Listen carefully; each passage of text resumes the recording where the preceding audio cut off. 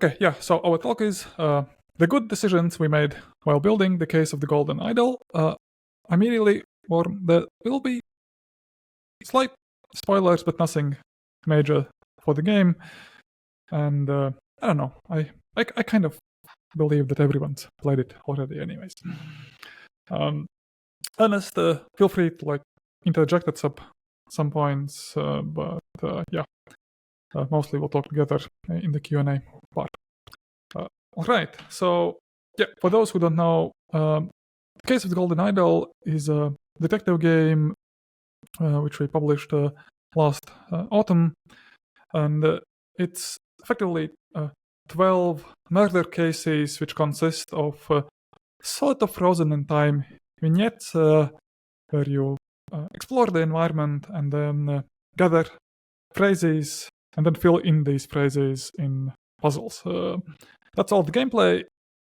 As I would assume that most of you have played Return of the Obra Dinn. This is like Return of the Obra Dinn, only in 2D and more linear. And yeah, shortly about us. So the game was made by two of us, plus composer Kyle. I'm Andrejs, I coded the game. Ernest is behind the art of the game. And all the puzzle story content is our co-work. So at any moment, both of us can answer any questions about the content and design.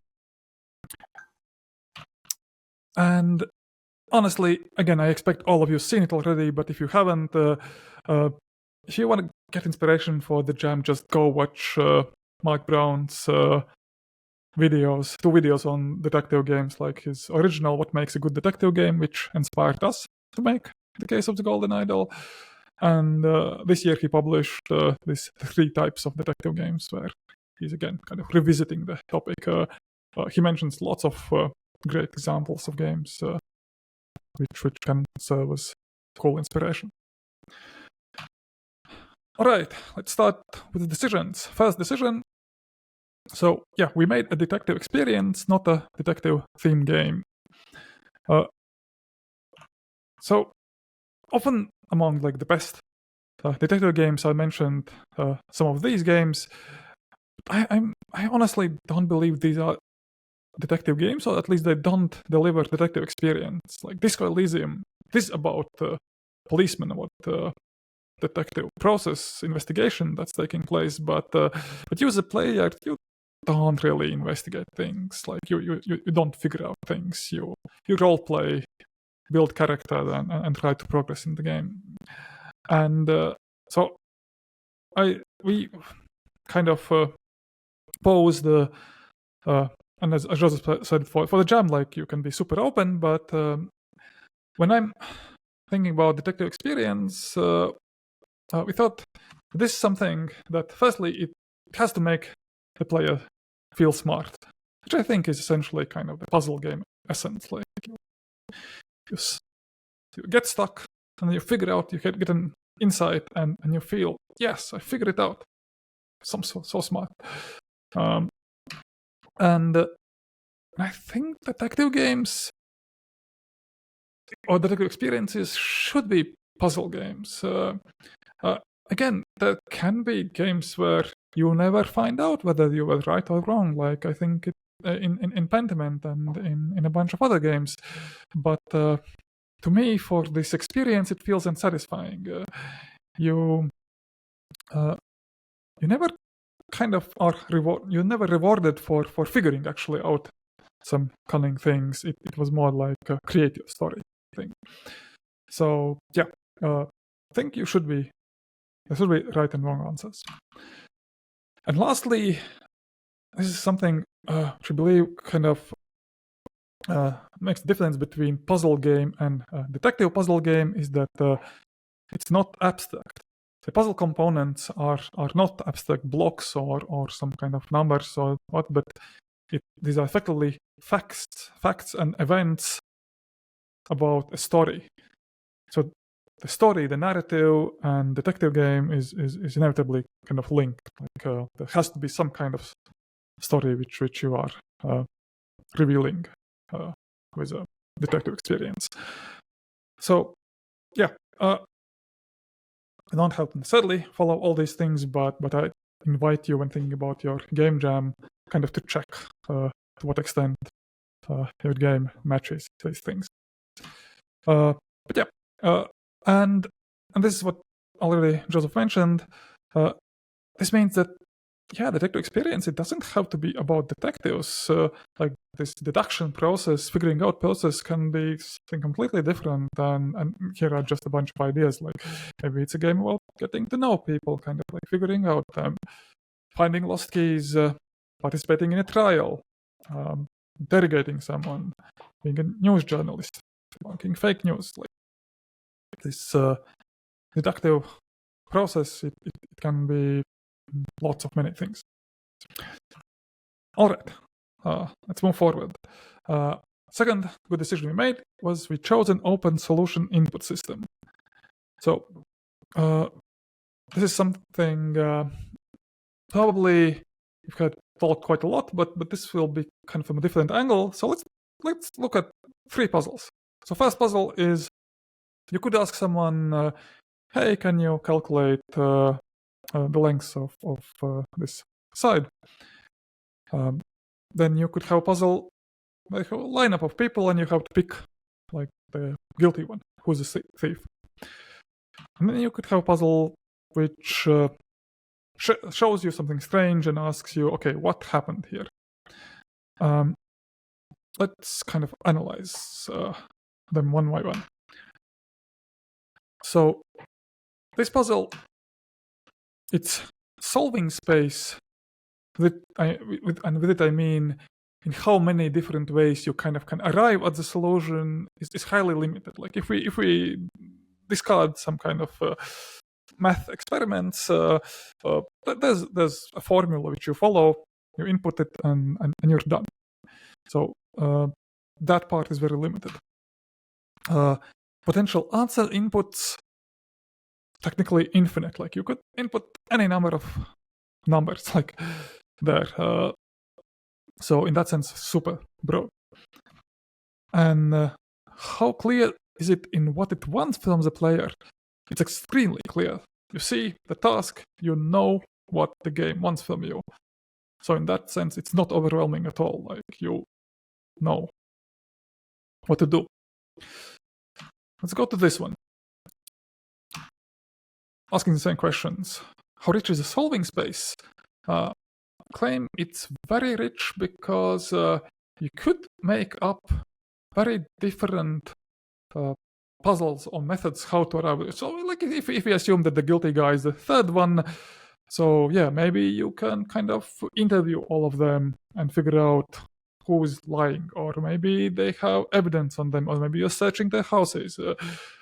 There's lots of space how to build the gameplay of how you solve it. The potential answer inputs are actually very limited. Players could just guess and they'd have like 20% chance of guessing right, which is maybe a problem. It's important for you because players can accidentally just guess without doing all the work. And then lastly, again, it's super clear. You want them to play just point at the guilty person. And then this puzzle, again, super rich solving space. How you figure out what's going on here, in a way, is unlimited. There can be various situations, cases which lead to this. Answer inputs, again, as we kind of haven't like explained what exactly has to be input. I guess someone could just tell in their own words or write an essay. You can write it in unlimited ways. But the clarity, what you actually want from the players, is very, like, not there. Players might start explaining something that you don't care at all about. Maybe they start writing up about, I don't know, the history of the building in the background. So, yeah, if we look at all of them, the kind of point I'm trying to make here is that inevitably there will be downsides to the approach is. Like some input systems may be very clear, but they are inevitably super limited in either answer options or solving space, or if they are very limited, they can be super confusing. An example of what we did is, so we built this, we're calling it scroll text, which is a text which has empty slots. So the players are supposed to plug in the correct phrases. If we analyze it, I'd say the solving space is pretty rich. You can construct various sentences and you can figure out lots of different puzzles or chains of deductions that lead to players figuring out what they should be dragging in. Answer inputs are limited because, firstly, we're offering only a limited set of phrases. Certain phrases are already shown, and the more players fill in, the more they can start guessing. So this system is progressively more and more brute forceable. So we're evaluating it 5 out of 10. And then how clear it is from what we want from players, again, mostly pretty clear. We even have this color-coded phrases and slots, but sometimes if you put some kind of like name phrase, action phrase, object phrase, some kind of other phrase, players start getting very confused what we want from them because they don't know what kind of sentence we want. So again, not perfectly clear. Clearish, but not fully. Anyway, what we're trying to arrive here is that input systems can be very different, and it's really fun to experiment with those. Those who have played Papers, Please, it's a game where you have to find discrepancies between actual situation and rules. You have to look at documents and see if someone's not faking them. Her Story, you search database, you input phrases, and if they match contents of interview, you find that video. So you kind of have to figure out what's relevant. Outer Wilds and Overworld require you to be in the right place at the right time, which means you have to kind of figure out the rules and how the world works to trigger the right things. And then lastly, Oberdin, you fill in people's names and their fates from a limited set of phrases. So lots of different directions that you can take. Fundamentally, you have to take in mind that there always will be some costs and advantages to input systems. And maybe just figure out what you care about. Do you want more openness? Do you want more clarity? Maybe you don't mind telling a bit players. Just set your priorities and experiment. All right. Our third decision was that we made weird and polarizing scenarios. So our game consists of separate scenarios. Sort of one scenario is one murder case. And our most beloved murder case is poisoning at a dinner party. Someone's been poisoned, and now you investigate who did it. Like it's classical whodunit in a rich 18th century manner. But even though it was the most popular one, we also built a scenario where you're kind of doing this sort of arcane science, and not everyone liked it. We also made a scenario where you are presented with a puzzle like this, which effectively is a visualized folk riddle. And we had a scenario which is all about figuring out law and then doing math. And all these scenarios were quite polarizing. Either people really loved them or they quite hated it.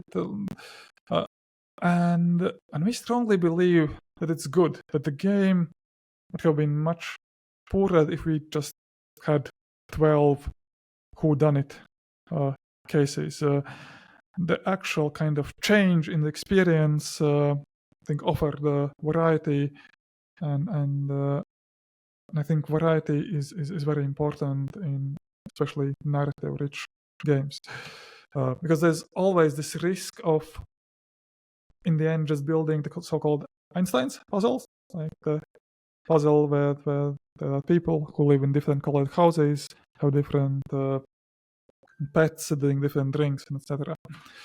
So yeah, think what can generate variety in your puzzles, in your game, in your experience. Like, are you not building the same puzzle, just differently skinned all the time? And yeah, very practical example. Once you figure out your input system, you just try brainstorming 10 or maybe 20 or even more different solving experiences. What could happen? Okay. Yeah, we are actually moving pretty fast. But let's go to the fourth one. We made our game much easier than it was originally. So this comes. Well, kind of actually will a bit dwell on this idea. I've done quite a lot of game mastering, playing tabletop RPGs, and sometimes you as a game master, you feel like you have to somehow overpower your players. Like if they are winning, you're losing. Like, so you throw at them on more challenge, you try to kill them. And I think it's a similar trap that you can fall into as a puzzle designer. You're very afraid to design something that's too easy. And so you kind of overcompensate in the opposite direction. Like, you want to see your players struggle. You don't want to experience that moment where they just quickly solve it and are like, oh, that's it. Like that feels so humiliating. So you over-design this horrifyingly complicated thing, which I'd say is a mistake. And I'll tell how we made our game gradually easier and easier and easier. So this is our first long scenario which we built to test if our game scales. It's called Murder the Little Mermaid. There's a dead body in the second floor, first floor, and yeah, there's a bunch of suspects. And at first we had only this, on the left side, only the scroll text. And we realized that actually it's pretty hard to fill it in because there are so many characters and maybe you haven't figured out the names correctly, and there can be so many things you've done wrong that players get overwhelmed and they just stop playing. So we found that players really loved naming characters and the naming being confirmed. So we introduced on the right hand the portrait puzzles. This gave players confidence and this satisfying sense of progress that, all right, they are onto something. But then we further introduced special puzzles which confirmed some other assumptions of which they were not sure. And this definitely made the game much easier and dramatically more enjoyable. The moment we discovered this, we felt that, okay, this is the core gameplay of the case of the Golden Knight. It's not moving? Okay, yeah. Then in the early stages of the game, we wanted to make it more Obra-Dinn-like. We thought, okay, there's going to be like these environments full of lots of details. There will be books to read. All characters will have various items from those times, like money, keys, personal belongings. And most of them will not be relevant. It will be for the player to figure out what's relevant and what's not. Soon, starting to make a bit more complex scenarios, we realized that it's very overwhelming to delve through this information and not necessarily that fun. The players would lose the important clues and they'd not notice them. Instead, they'd start paying too much attention to something that's completely irrelevant. And we realized that, okay, this is actually, we need to purge anything that's not either clearly needed for solving or a clear, deliberate misdirection or red herring. Like the rest goes away. And so, yeah, in later scenarios, characters don't have money. They don't have irrelevant personal items. And then another thing we did is this happened sometime, I think, later in development, introduced. So our puzzle panels, they have these modes. Either when you fill in everything there, they say, okay, this is incorrect, or this is correct. Then it locks in, it's green. Then we introduce this mid-stage, like you are close to solving. 2 or fewer slots are incorrect. And we realized that this, again, quite improved the experience of the game, because sometimes players had figured out everything correctly and just accidentally had input something like wrong, like made a typo, like they've written Sebastian, even though they didn't want, and they miss it, and they reevaluate all their correct assumptions and drop them, and get more and more frustrated. And as a result, we introduced this, and even though this thing massively increased brute forcing, like if you have 2 or fewer incorrect, you kind of are tempted to just try out, swap a few things and see what works. But still, we believe it was the right decision, because players, they get so happy when they see this, like, oh, I'm close. It's not this binary, just you're wrong and you're right. So it again helped with the flow of the game. Then this is a principle which we at some point realized and how totally stuck to. Detective games, they usually have some kind of secret codes. You do some decoding because that's fun. Secret messages. It's all enjoyable.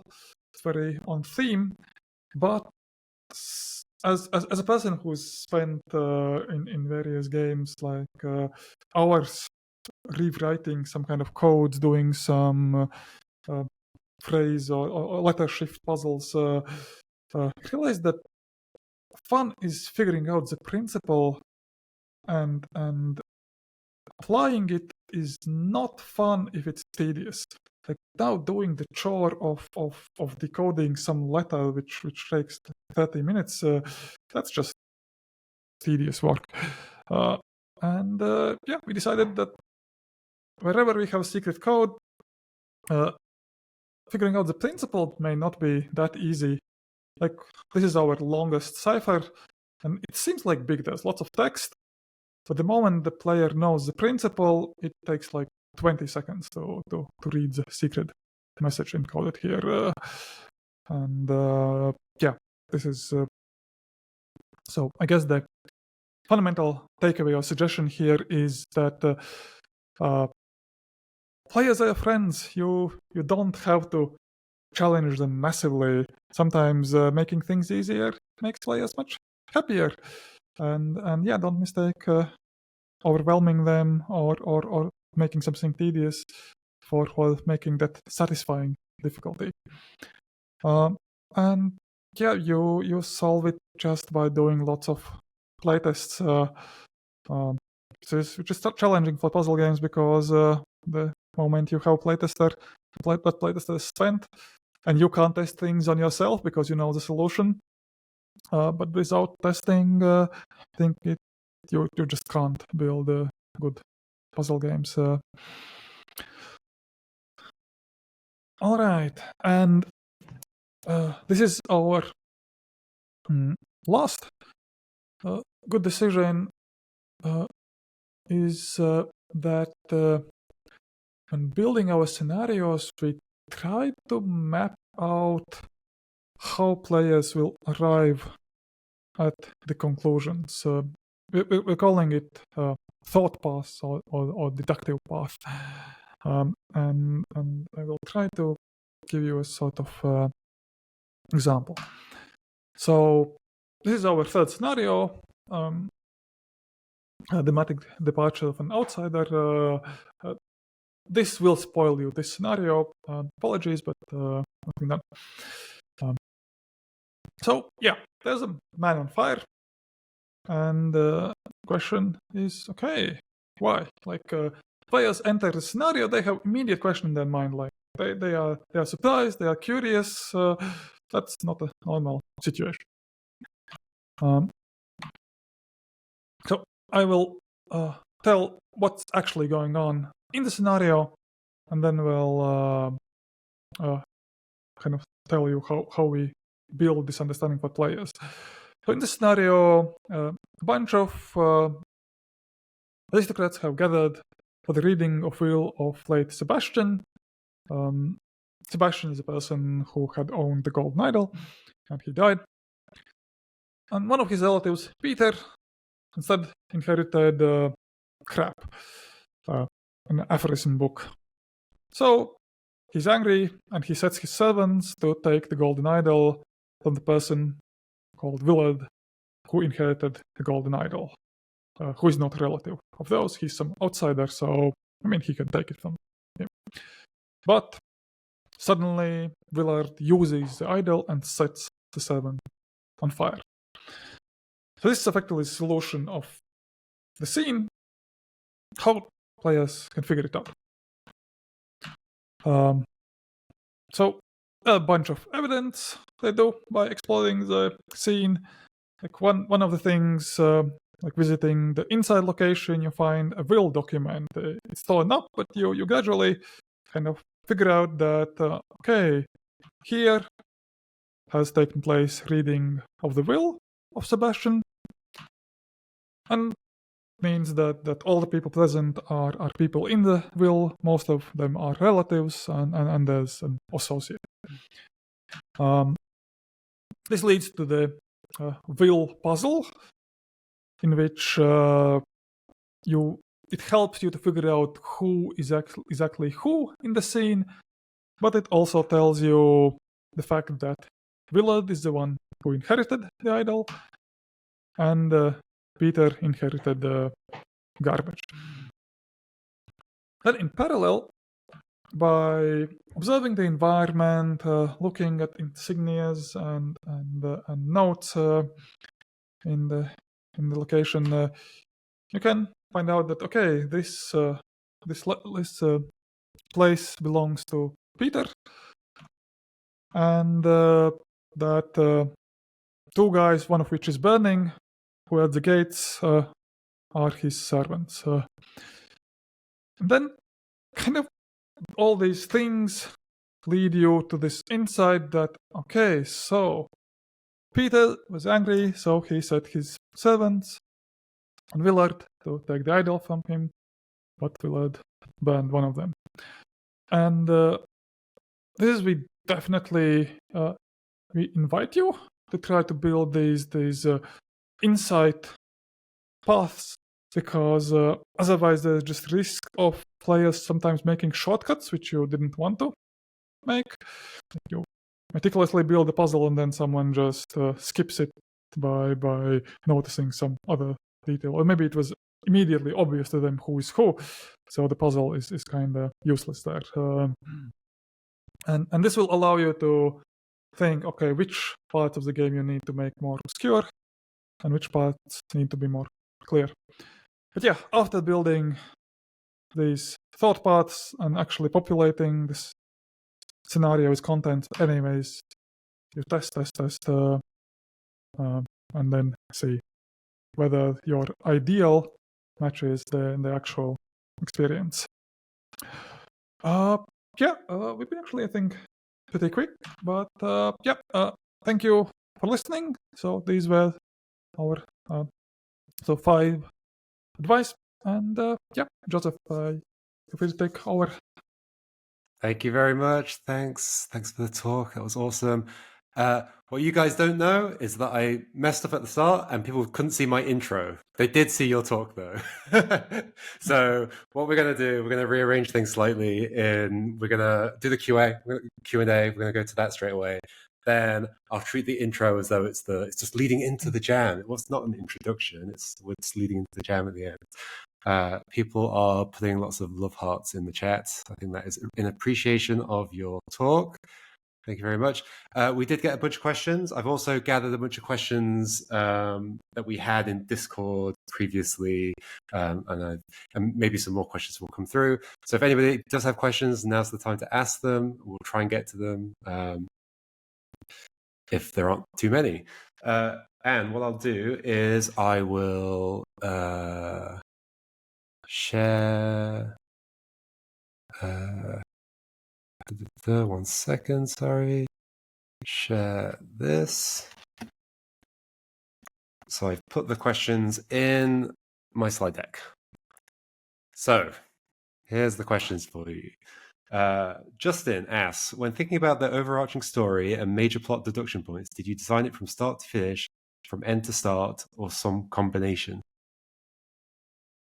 Yeah, unmute Ernest. Maybe I'll let Ernest answer some of the questions as I thought most. We didn't start it we didn't design it from start to finish. We started with experimented with gameplay and started to work on story only when we knew that this type of gameplay upscales. We made simple scenario, then we made more complex, and only then we started to think how these events could be connected. And we parallelly developed scenarios one by one and brainstorm story. We have some rough ideas, but we changed them dramatically to the end. We sort of had main story beats which we knew we wanted to be, and we had an idea how the story should end, but all the details we discovered while building scenarios. We had this mood also this mood story points that before the end there should be the darkest moment and stuff like that.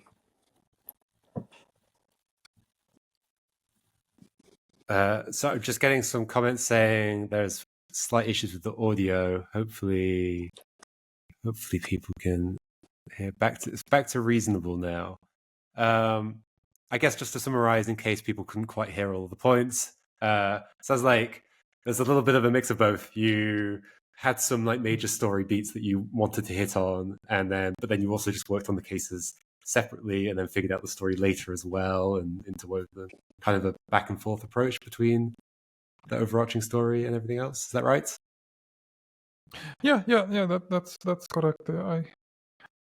I think it's a generally good approach because I think if you just discover everything as you go, there's a risk of it being impossible to tie it together or very hard. And alternatively, if you figure out everything at the start, then it's not that exciting. You're kind of just now writing all the things that you already figured out. So I definitely suggest a mix. Right. Also, just a note to people who are watching and there are audio issues, I will check the recording that we get from the tool that we're using afterwards, and hopefully that will be better, and maybe we'll upload that separately afterwards, so you'll be able to hear things if you can't hear them right now. Alrighty, next question we got from the chat was, did you find it hard for the answer sheet not to give away the solution? Yes. Yes, we found it hard. It is one of the main problems while developing these puzzles. What were your techniques to kind of avoid that issue? Testing, experimenting, hiding some parts. I guess to some extent we just accepted, okay, so we're going to be arbitrary. Some of these we will reveal, and that's fine. Because if you make all sentence blank, nobody has any idea what you want from them. Fill in every word. we were trying such like a bit out there ideas, and they were absolutely not working. Something that kind of helped were sort of like anchoring phrases which don't reveal much about the story, but kind of hint players what we want from them. Like, for instance, someone did something in the morning, and someone did something in the evening, and so you kind of know, okay, so this is this case, this is this case, or something happened at the manor, and something happened in the inn. That kind of things help, but overall, yeah, it was kind of, I'd say, quite annoying that sometimes you slightly change the scroll text, the puzzle text, and the experience of the game massively changes. Mm-hmm. All right, next question. Oh, is that the next one? Yes, that's the next one. All right. Classical detective fiction tends to avoid supernatural solutions because it isn't considered fair play. But you guys use supernatural elements. I guess slight spoiler. Okay, it's pretty clear by that case that you just showed that that's happening, and got away with it. How? This is a good question.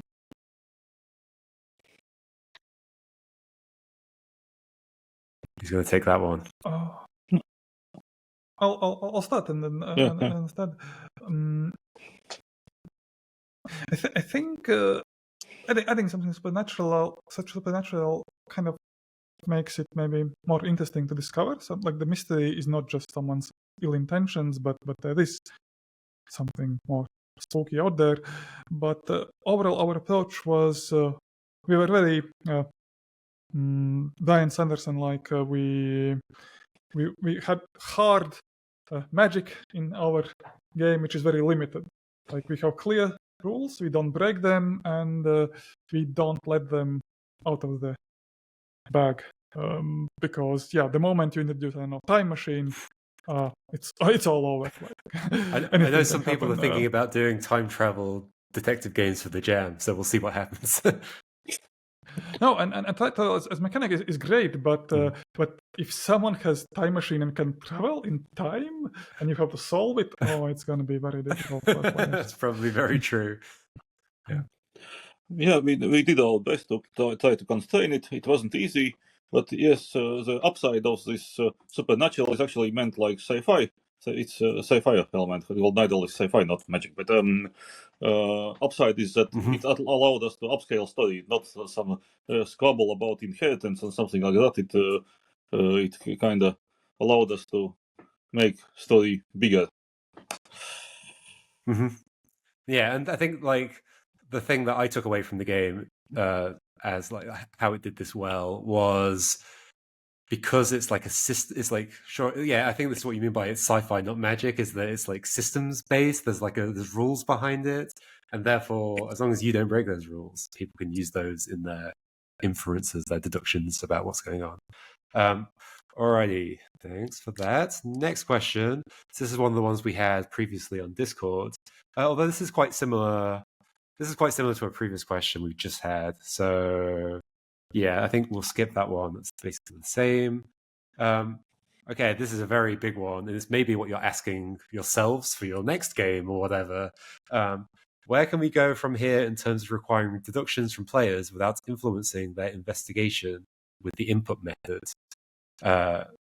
It's also, I guess, it's similar to like accidentally giving things away with the input method, but yeah, like not trying to give the players too much information through how they input things. I guess the question is more broadly, where do you think we can go from here? Are there ways to improve?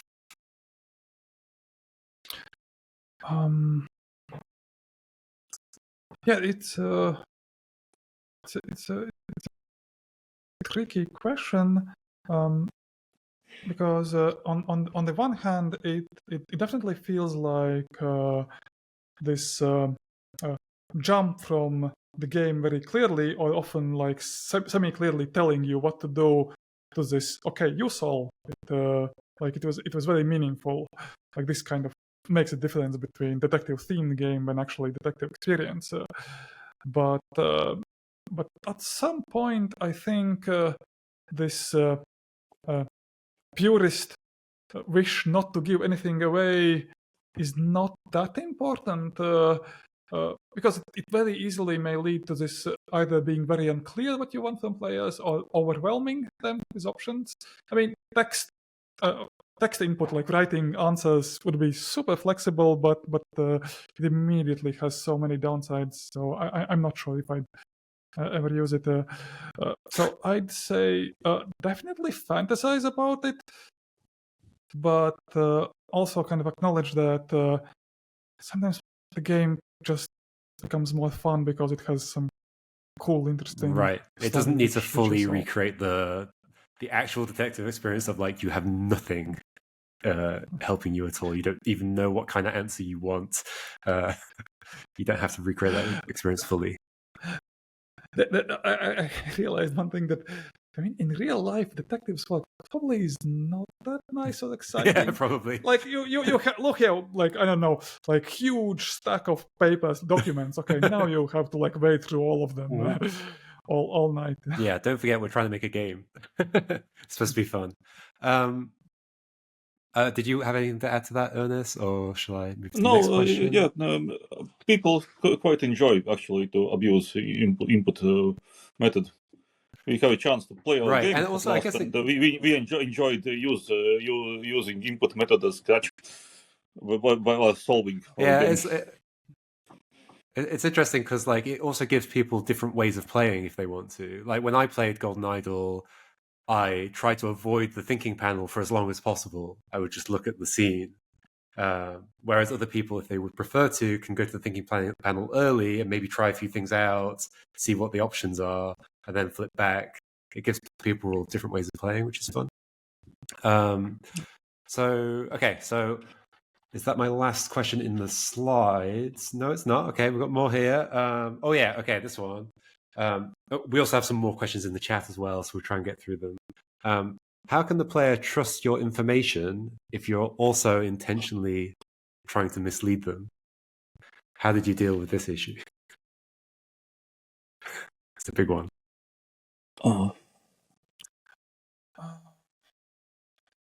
Okay, no, it's an excellent question because sometimes there are games which kind of want to mess with players' minds, but they sometimes do it in like a meta level. You thought you played this game this way, actually there are like Inscription. I mean, is I think excellent example, or like Pony Island from the same author. In our case, we always wanted to be kind of mysterious about the story or about the cases, but absolutely clear is how the game is played. Like we wanted players actually to trust us. This is the mechanics. This is what you do. This is how you interact with the game. There are no secret buttons or secret inputs.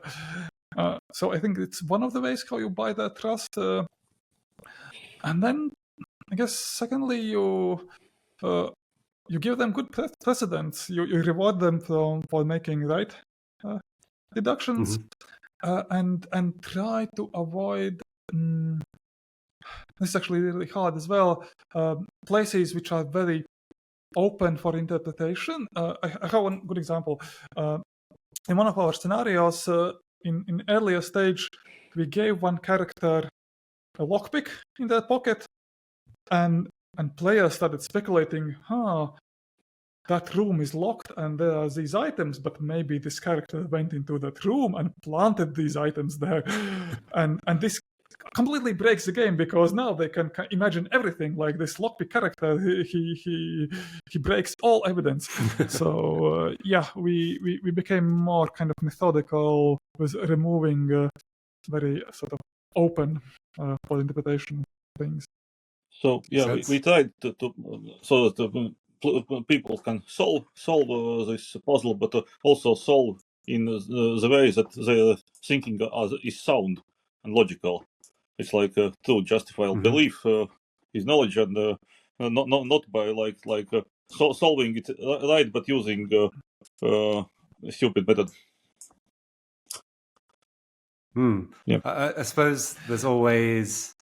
I suppose if there is something misleading in a case, there's always something to show to prove that that's misleading. That person, that character has like other intentions, or they're trying to hide something. There's always something to show you that, so you can figure that out. it's misleading you.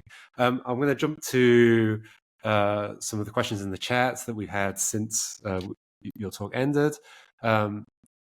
So they are, sorry, I won't be able to put them on screen, but we've got a question from That Scar saying, how did you decide to make this story? Was there a specific event you wanted to base the game around, or simply a setting with elements you liked, or something else? Like, where did inspiration for the story and the setting? Ernest, maybe you take this. Hard to tell. It kind of grew out of, we decided on setting early on, and story kind of grew out of setting. It was more like this mood piece, this probably like early romanticism stories, mystery novels to Edgar Allan Poe, something like that.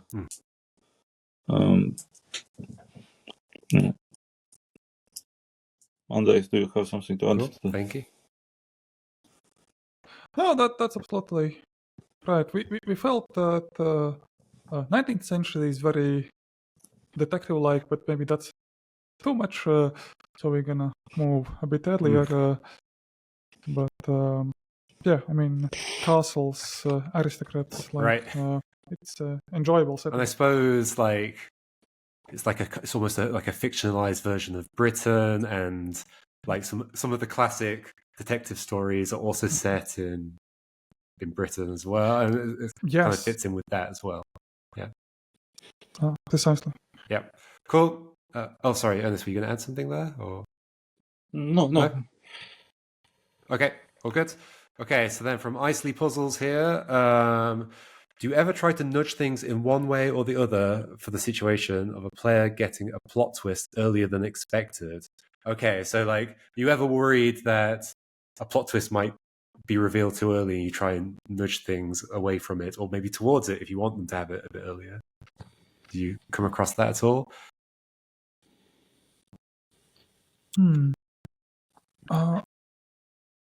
Okay, no, I actually, I sort of answer. So we, when building a scenario, we had like ideal experience was that you discover the most either important or most exciting thing the last. It didn't always work out like that, but really, like, it's bad experience if you figure out everything. You understand who is the killer, why they killed the victim, and now you're stuck like figuring out but what kind of breeches they're wearing, and you can't figure out that, which is irrelevant, like technical detail. But instead, if you have this nice revelation at the end, like with the Burning Man scenario, like, oh, he was trying to take it away and he set his servants on, then it works very nicely. So I would say we tried to save the twist as a last thing, which somehow reframes the interpretation of a scenario. Like that's the ideal flow, but like you can't achieve it always. I suppose like a major game plot twist that game has. We watched streams, and our experience was that people actually realized this major plot twist exactly when we wanted them to realize it.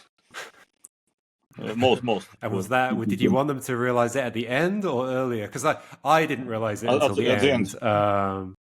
Right. At the Okay. end, I know some people do pick up, and the thing is, I guess you are leaving some clues as well about the plot twist. So if somebody does realize it earlier, it's extra exciting for them because they get to feel smarter for figuring it out earlier, right?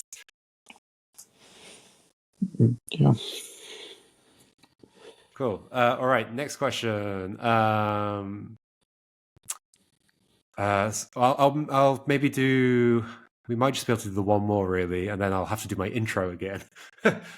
So the last question I'm going to take from the chat. If there are any other questions, we'll have to take them afterwards. And I'll try and we'll see if we can get some answers after the stream. But so the next question I see here is: the case of the Golden Idol scenes all revolve around murders and deaths. Do you think there's potential for scenes with other types of plots? I have a very definite answer, which is absolutely Yes, yeah. yes. Very short and definite, yes. Yep.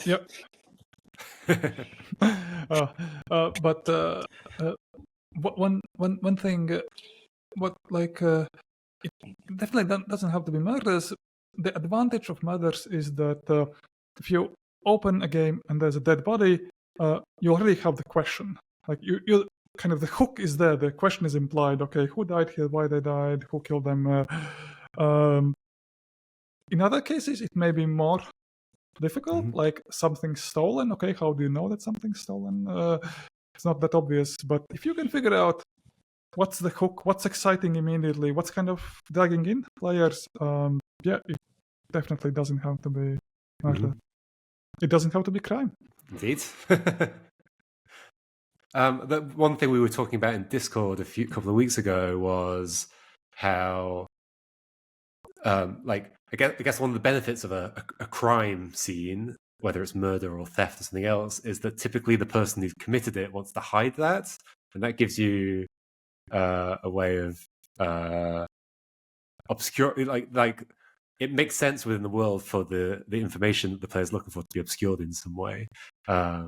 And so it's interesting to think, I don't know what the answer is, but to think about non-crime situations where the person or whoever's involved wants to hide it in some way, or the information is obscured in some way, which is quite an interesting thing to think about. Maybe there'll be some games that come out of the jam that explore that. All right, okay, there were some other questions there, but in the interest of time, I'm going to do my repeat introduction. I'll keep it really brief, and then we'll wrap up. So let me go back to sharing my screen here. Alrighty, folks, let's pretend this isn't the introduction. We're just leading into the jam. Welcome to the case of the Thinky Game Jam. Hope you're all excited to start making some detective games. And thank you so much to the talk just then and for answering all those questions. That was really useful. And hopefully people can take that information and put it into their own games as well. So it's not an introduction to start off with. We've had the design talk, had the Q&A. Now we have the introduction. It makes no sense whatever. That's what we're doing. I first wanted to just introduce who we are and what we do at Thinky Games. Our assignment at Thinky Games is to help more people discover the world of Thinky Games. What do we mean by Thinky Games? It can mean many different things to many different people, but we tend to talk about games that involve problem solving, logical thinking, careful reasoning, and lots of aha moments. Basically, games that put problems in front of you and ask them to think about, ask the player to think about it and solve it in their head. One moment.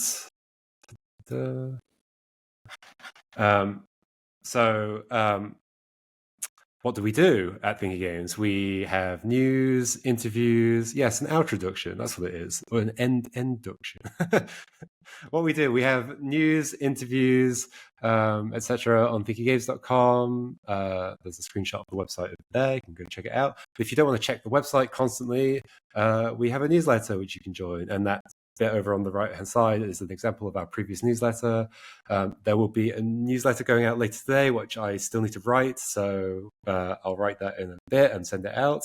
Well, I just need to write the introductory bit. But if you want to subscribe to our newsletter, just go to thinkygames.com/newsletter. Love all the love hearts coming in, thank you. We have streams on Twitch, twitch.tv/ThinkyGames, videos on YouTube where you are right now. So if you would like to see some videos about Thinky Games, we also put when the streams are finished, we put the streams up on YouTube.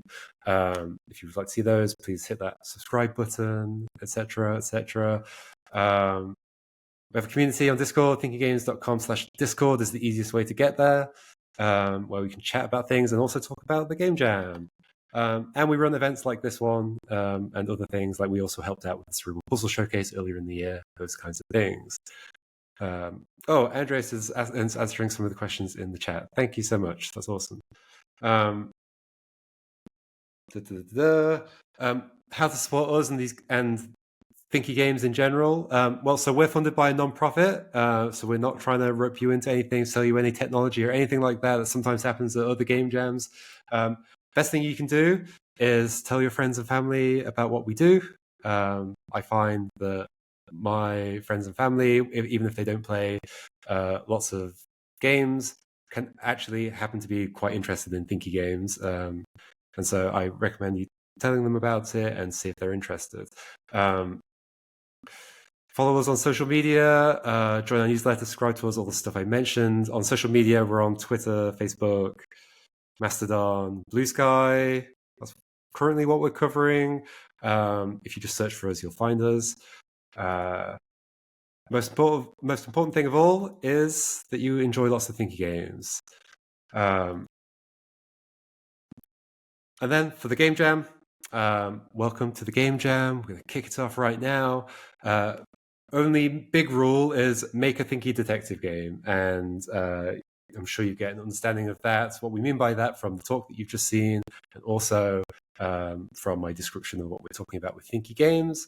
We want to see some detective games that get the player to be working as a detective, doing the detective problem-solving things that make games like Case of the Golden Idol fall and Return of the Obra Dinn, all that kind of stuff.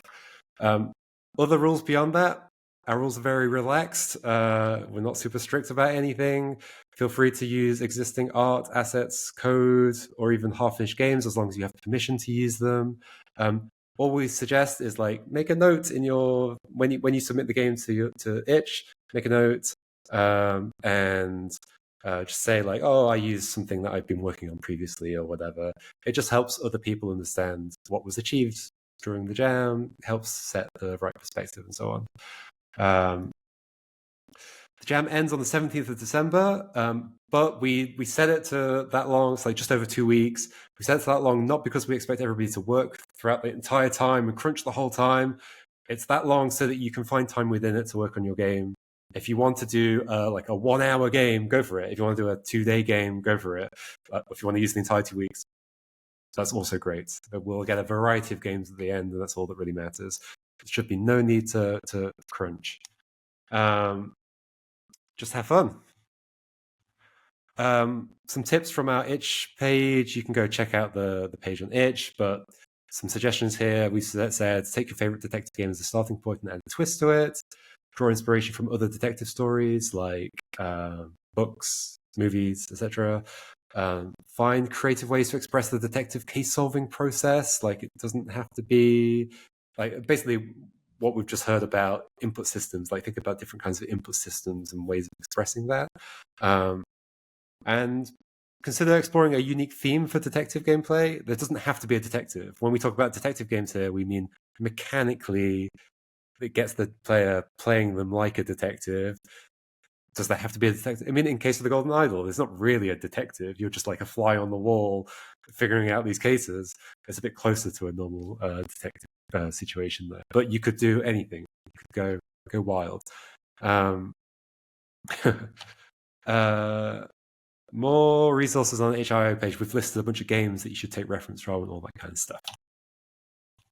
Finally, if you're looking for a team or somebody to join your team, check the Find a Team channel on our Discord, which is at thinkygames.com/Discord. Also there, you'll find a link to a spreadsheet, which is currently not up to date. So I will update it with everybody who's said they're looking for a team. And I've marked in which... do they do 3D art? Do they do writing, etc.? You can have a look through there.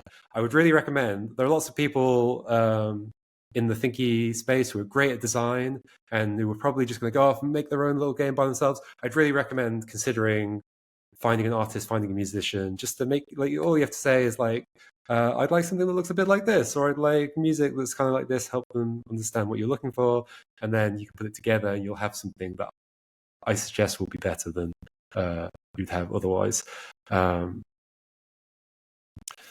Just keeping an eye on the chat as well. But yeah, I see it's most of the questions being answered. That's great. So thank you once again to Andrejs and Ernests for doing that talk and answering lots of questions. And thank you, Andrejs, for answering questions in the chat as well at the same time. apologies about the late start. It was Playboy on YouTube Studio. Okay, it's confusing. It makes it look like you're live when you're not live, and sorry, that's why you missed the very start of it. But thank goodness I noticed for the beginning of the talk, and we got to see that. Did you manage to get to everybody's questions, Andrejs? I'll unmute you so you can actually answer me. Hello. Yeah, I think I have You got to one them? last question, and then I do have to run. But yeah, thanks for giving this opportunity to share this experience, and I'm very excited to see what kind of games. Same. people There's going to build. be loads of very exciting things coming out of this jam. Yeah. I very much look forward to it. Sorry, Ernest, are you going to say something? No, You're I'm just too in excited agreement. to see results. That's all I want to say. Awesome. We're all excited. Oh yeah, somebody asked, will you be checking out the jam entries? You gonna take a look? There'll probably be quite a few, so it might take a while. I think some definitely, but hopefully there will be people who have found the most exciting ones, because at the moment we're massively busy, and there's also this kind of fear of playing other detective games and then seeing something more awesome. That's true. You gotta avoid seeing other people's stuff. That makes sense. Yeah. All right. Cool. Yeah. Hopefully you'll get to check out some of the coolest things that come out of the jam. Thanks for everybody joining in the chats. Thanks for all the questions. Good luck with the jam. I look forward to seeing everybody's games in a couple of weeks. And yes, make sure you join the Discord and chat about what you're doing. We'll add some channels and things so that people can share their progress and all that kind of stuff. All right. Thank you, everybody. Good luck. Good luck with the jam. Goodbye.